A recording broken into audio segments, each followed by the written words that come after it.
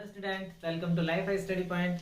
तो देखिएगा, electrician theory start करने से पहले जो भी अपने पास पहला जो इसका सब्जेक्ट होता है बेसिक इलेक्ट्रिकल, यहाँ हम बेसिक क्वांटिटीज के बारे में जानेंगे कि ठीक है कौन कौन सी विद्युत राशियाँ हैं और इनकी इकाइयाँ क्या हैं। ठीक है, तो फर्स्ट जो चैप्टर है वो है बेसिक इलेक्ट्रिकल।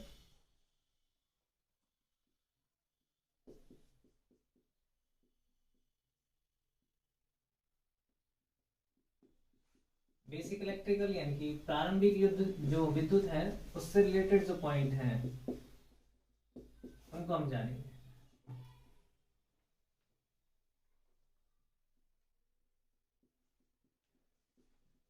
बेसिक इलेक्ट्रिकल, तो देखिएगा फर्स्ट जो क्वांटिटी है अपने पास, तो सबसे पहले हम जो डिस्कस करेंगे वो डिस्कस करने वाले हैं ईएमएफ यानी कि विद्युत वाहक बल क्या होता है। EMF, electromotive force.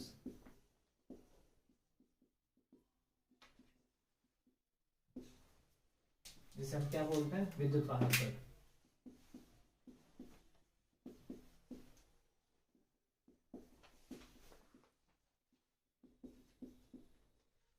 तो देखिएगा, इन क्वांटिटियों को समझने के लिए हम क्या करते हैं, पहले एक वायर कंसिडर कर लेते हैं। मान लीजिए ये मेरे पास एक कॉपर वायर है, ठीक है।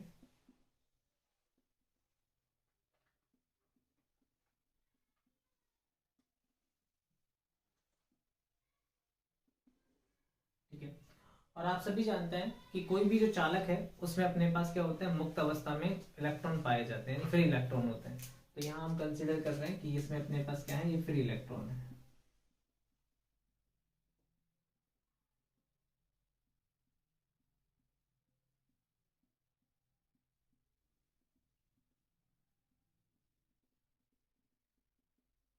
ठीक है, अब देखिएगा इस कंडक्टर को हमने किससे जोड़ दिया, एक ईएमएफ सोर्स यानी कि एक बैटरी से जोड़ दिया।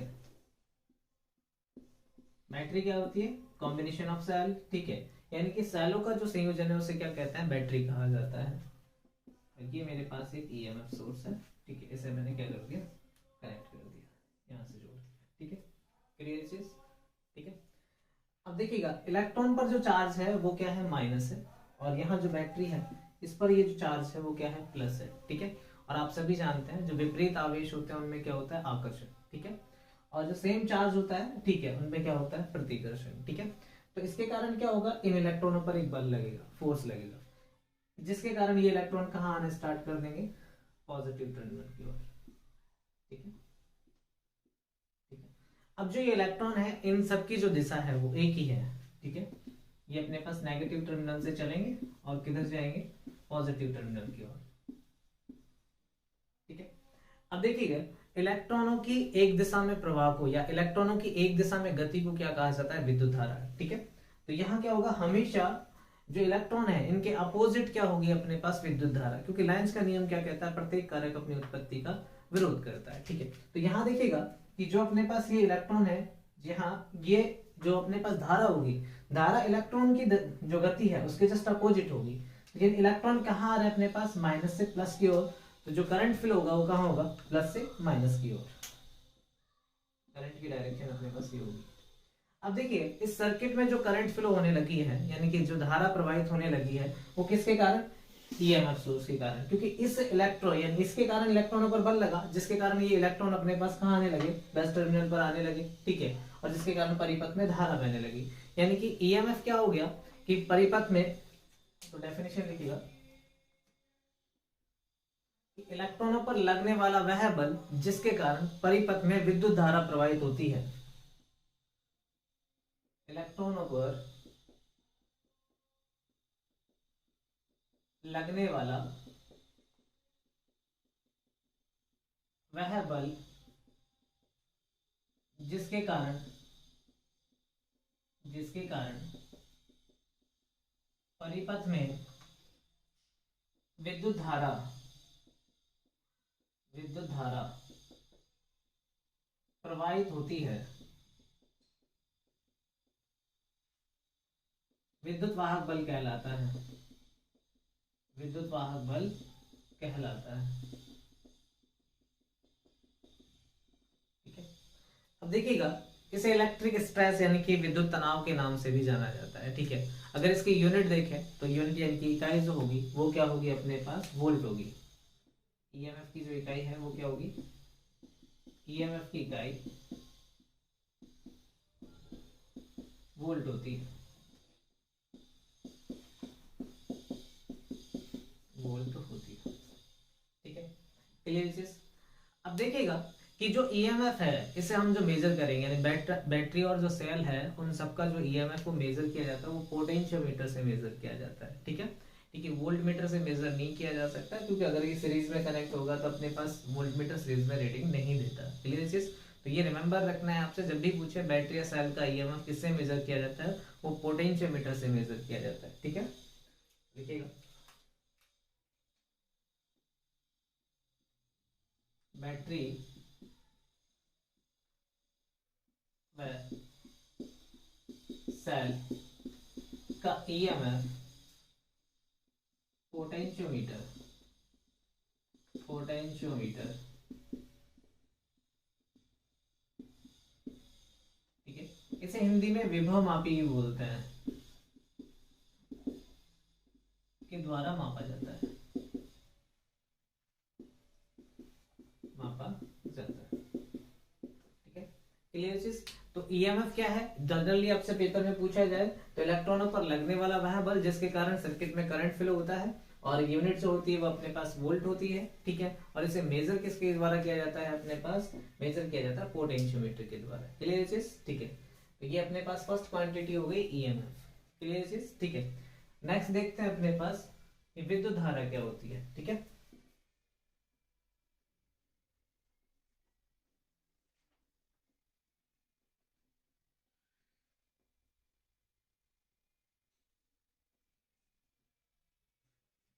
विद्युत धारा, इलेक्ट्रिक करंट,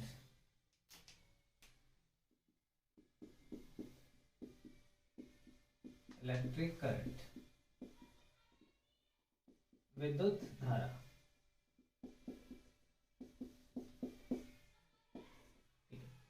देखिए जो विद्युत धारा है अपने पास यानी कि इलेक्ट्रिक करंट है, ठीक है, वो क्या है, इलेक्ट्रॉनों का एक दिशा में जो प्रवाह है वो क्या कहलाता है अपने पास, विद्युत धारा कहलाता है, ठीक है। या फिर आप ये भी कह सकते हो कि जो अपने पास चार्ज है, आवेश प्रवाह की दर है, उसको क्या कहा जाता है, विद्युत धारा कहा जाता है। क्लियर चीज। विद्युत धारा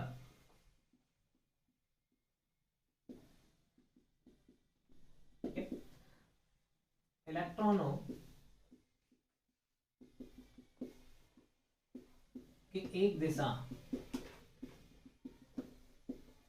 में प्रवाह को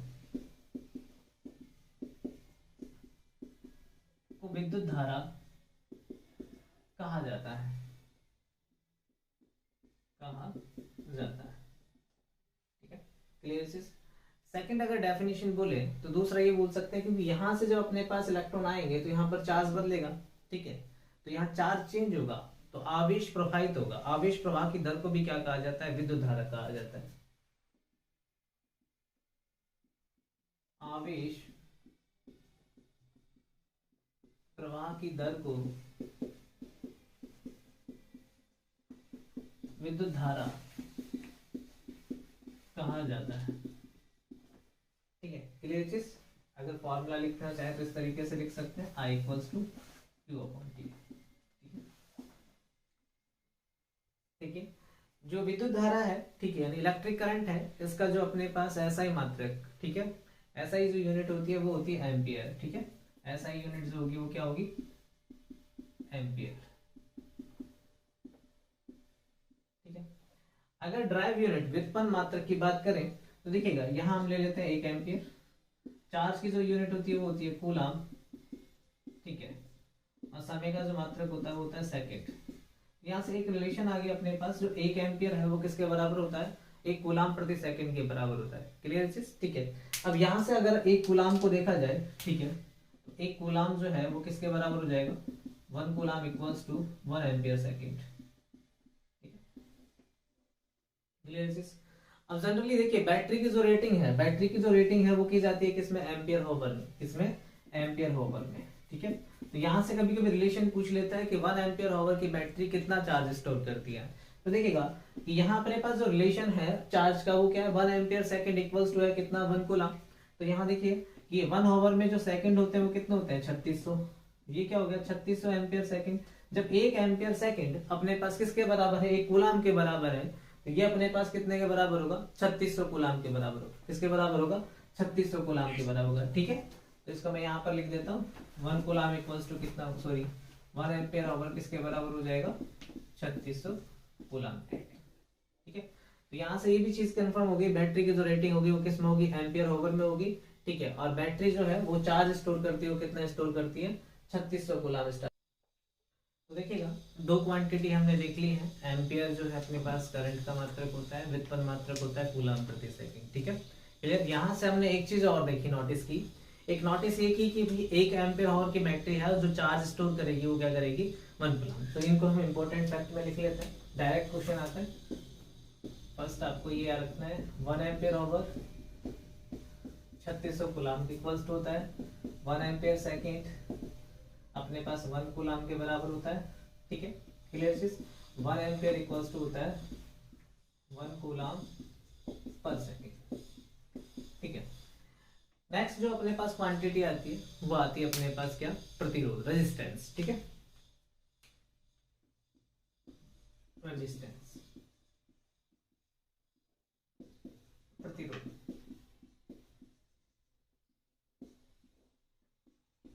ठीक है, प्रतिरोध क्या होता है, किसी भी चालक का वह गुण जो धारा के मार्ग में बाधा उत्पन्न करता हो क्या कहलाता है, प्रतिरोध। ठीक है, क्लियर चीज। तो पहले डेफिनेशन लिख लीजिएगा, किसी भी चालक का वह गुण जो धारा के मार्ग में बाधा उत्पन्न करता है, प्रतिरोध कहलाता है, प्रतिरोध कहलाता है।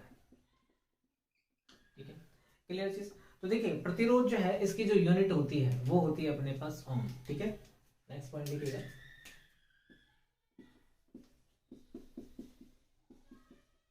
प्रतिरोध की इकाई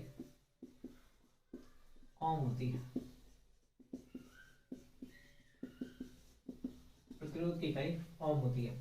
अब देखिएगा प्रतिरोध अपने पास जो है वो अपने पास अलग अलग होता है। ठीक है, जैसे एनटीसी होती है, एनटीसी प्रतिरोध होता है, एलडीआर होता है। ठीक है, लो रेजिस्टेंस होता है, मीडियम रेजिस्टेंस होता है, हाई रेजिस्टेंस, इसे टाइप ऑफ रेजिस्टेंस में पढ़ेंगे। ठीक है, तो नॉर्मली हम यहाँ जो सिर्फ क्वांटिटी की बात कर रहे हैं कि इनकी एक राशि है जिसके अपने पास इकाई क्या होती है, ओम होती है। ठीक है, क्लियर चीज। अब देखिए कोई भी चालक है ना, तो चालक है तो उसका प्रतिरोध क्या होगा, कम होगा। ठीक है, और कोई इंसुलेटर है, विद्युत रोधक है, तो उसका प्रतिरोध उच्च होगा। ठीक है, और अर्धचालक है तो यानी कि आधा चालक है और आधा क्या है वो कुचालक है, तो उसका प्रतिरोध इन दोनों के बीच में होगा। ठीक है, जनरली क्वांटिटी अपने पास पूछ ली जाती है तो टाइप्स ऑफ मटेरियल पढ़ेंगे अपने पास विद्युत के अकॉर्डिंग, इनकी धारा के प्रकार के अकॉर्डिंग, तब अपने पास इन धारा प्रवाह के आधार पर जो हम पढ़ेंगे तो उसमें वो चीजें देखी जाएंगी। क्लियर चीज। ठीक है, नेक्स्ट पॉइंट जो है अपने पास यहाँ जो आता है कि जो प्रतिरोध है, यानी किसी भी चालक का प्रतिरोध है वो लंबाई के समानुपाती होता है, अनुप्रस्थ काट के क्षेत्रफल के विलोमानुपाती होता है। ठीक है, क्लियर चीज। किसी भी, देखिए यहाँ चालक के बारे में बात हो रही है। ठीक है, अगर अपने पास विद्युत रोधक होंगे वहां अपने पास इनवर्सली प्रोपोर्शनल होता है लेंथ के। ठीक है, किसी भी चालक का प्रतिरोध, चालक की लंबाई के समानुपाती होता है। ठीक है, समानुपाती का मतलब आर समानुपाती एल। ठीक है, यहाँ इसका मतलब यह है कि जब जैसे जैसे चालक की लेंथ बढ़ेगी, चालक की अगर लेंथ बढ़ेगी तो रेजिस्टेंस भी बढ़ेगा। क्लियर चीज। ठीक है, नेक्स्ट पॉइंट देखते हैं, किसी भी चालक का प्रतिरोध, चालक के अनुप्रस्थ काट के क्षेत्रफल के विलोमानुपाती होता है। के विलोमानुपाती होता है।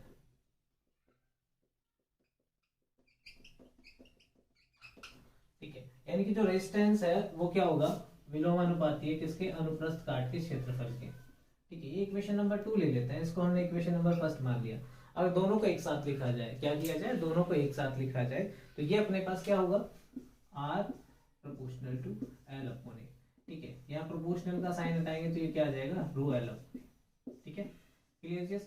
अब देखिएगा कि जो रो है यहाँ पर, इसे बोला जाता है विशिष्ट प्रतिरोधकता। क्या बोला जाता है, रो इक्वल्स टू है अपने पास क्या, विशिष्ट प्रतिरोधकता, विशिष्ट प्रतिरोधकता। ठीक है, एल जो है वो चालक की लंबाई है, चालक की लंबाई। ठीक है, और ए जो है वो क्या है, अनुप्रस्थ काट का क्षेत्रफल। ठीक है, नोट कीजिएगा ये। तो देखिएगा यहां से ये चीजें कंफर्म होती है अपने पास कि रेजिस्टेंस जो है चालक का, अगर लेंथ को हम इंक्रीज कर रहे हैं यानी लेंथ को बढ़ा रहे हैं, ठीक है, किसी भी चालक की लेंथ को बढ़ा रहे हैं तो रेजिस्टेंस भी इंक्रीज हो जाएगा उसका। ठीक है, उसी तरीके से एरिया जो है, एरिया अपने पास क्या, इनवर्सली प्रोपोर्शनल, यानी कहने का मतलब है अगर चालक तार अपने पास क्या होगा, मोटा होगा, ठीक है, यानी कि अपने पास क्या होगा, उसका एरिया ज्यादा होगा, एरिया ज्यादा होगा तो अपने पास इनवर्सली प्रोपोर्शनल, तो रेजिस्टेंस डिक्रीज होगा। क्लियर चीज। ठीक है, और ये अगर हमें एरिया कम कर देंगे तो रेजिस्टेंस क्या हो जाएगा, इंक्रीज हो जाएगा। ठीक है, एरिया को कम करेंगे तो रेजिस्टेंस बढ़ेगा। ठीक है, और एरिया को ज्यादा कर देंगे तो रेजिस्टेंस अपने पास क्या होगा, घटेगा। क्लियर चीज। ठीक है, इनवर्सली प्रोपोर्शनल, उल्टा इफेक्ट होता है। क्लियर चीज। ठीक है, तो ये थी अपने पास third quantity resistance. Fourth quantity जो आती है अपने पास, ठीक है, वो आती है विशिष्ट प्रतिरोधकता। इसके बारे में बात करेंगे।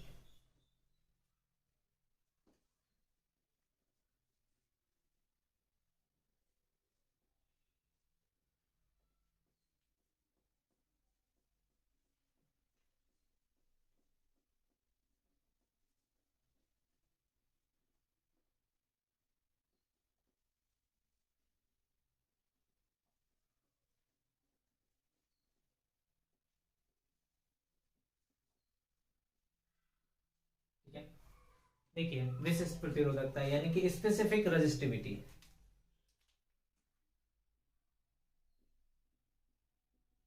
स्पेसिफिक रेजिस्टिविटी,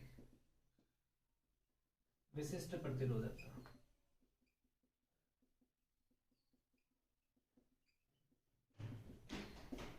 देखिए विशिष्ट प्रतिरोधकता जो है वो है क्या। ठीक है, तो इसको भी डिफाइन करते हैं अपने पास कि देखिए रेजिस्टेंस जो था मेरे पास, R equals to rho L upon A. ठीक है, क्लियर चीज। यहां से रो की वैल्यू निकालें तो ये क्या हो गया, आर ए अपॉन एल। ठीक है, क्लियर चीज।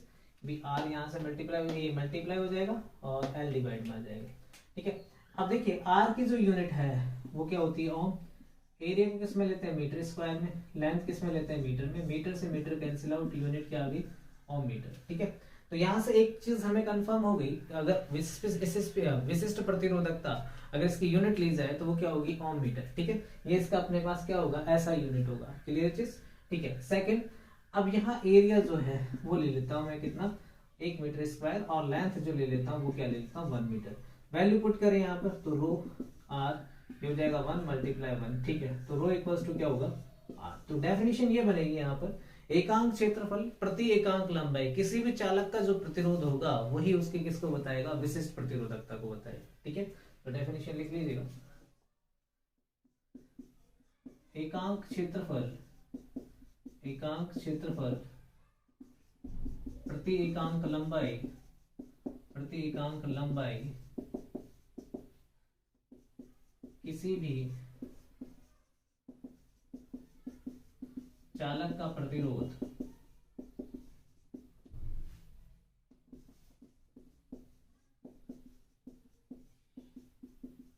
इसकी विशिष्ट प्रतिरोधकता कहलाता है, विशिष्ट प्रतिरोधकता कहलाता है। ठीक है, इकाई जो होगी अपने पास विशिष्ट प्रतिरोधकता की इकाई, विशिष्ट प्रतिरोधकता की इकाई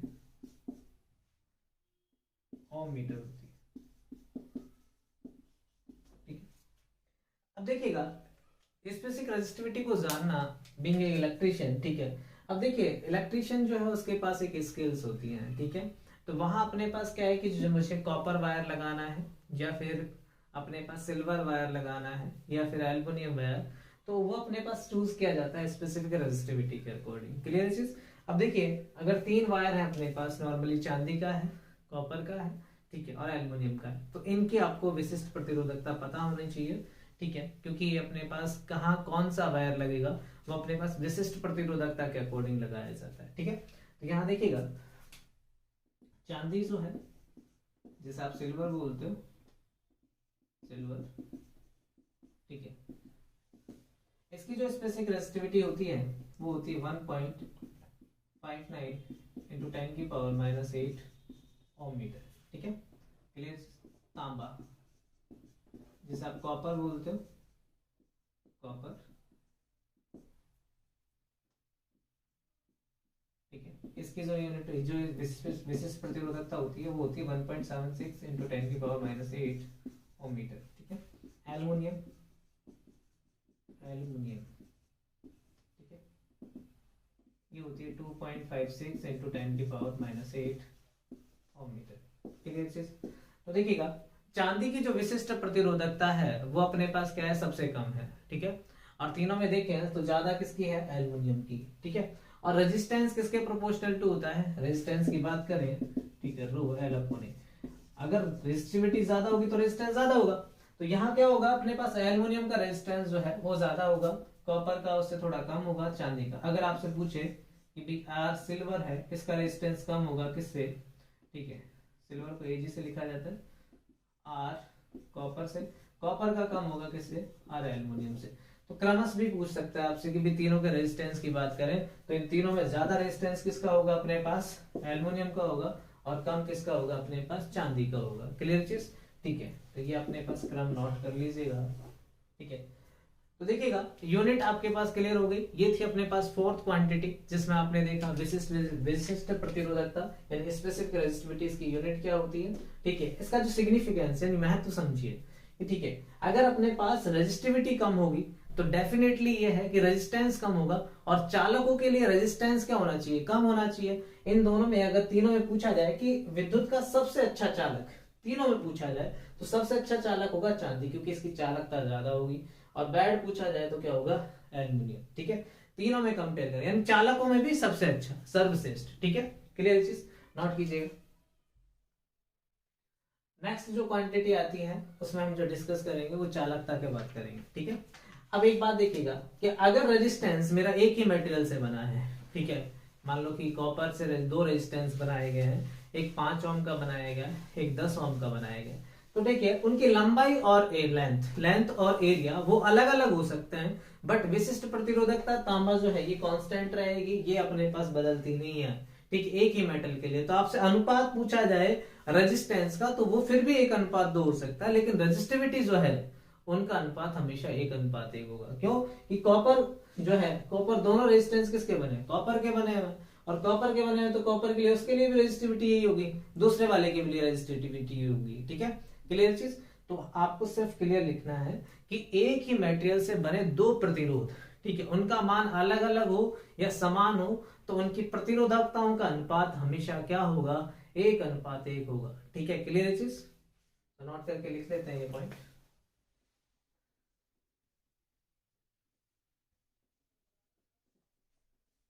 एक ही पदार्थ, एक ही पदार्थ, एक ही पदार्थ, एक ही चालक पदार्थ लिख लीजिएगा, एक ही चालक पदार्थ से बने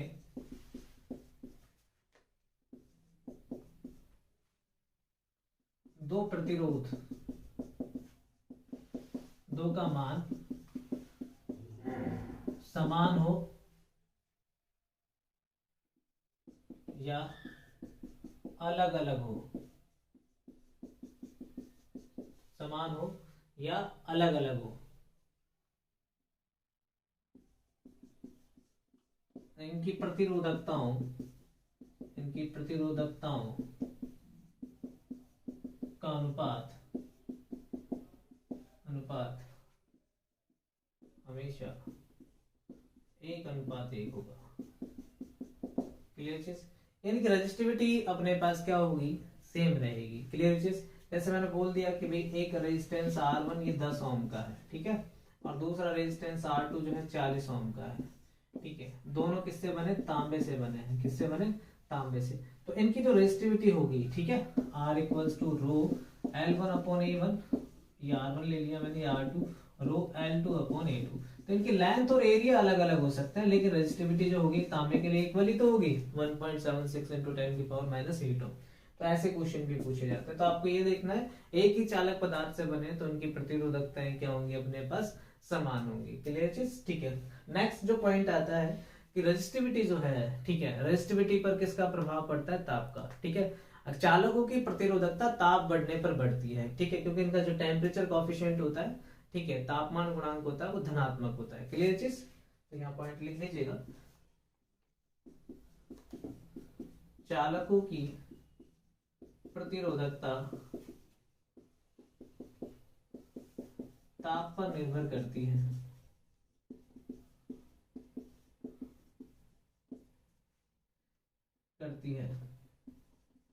इनकी प्रतिरोधकता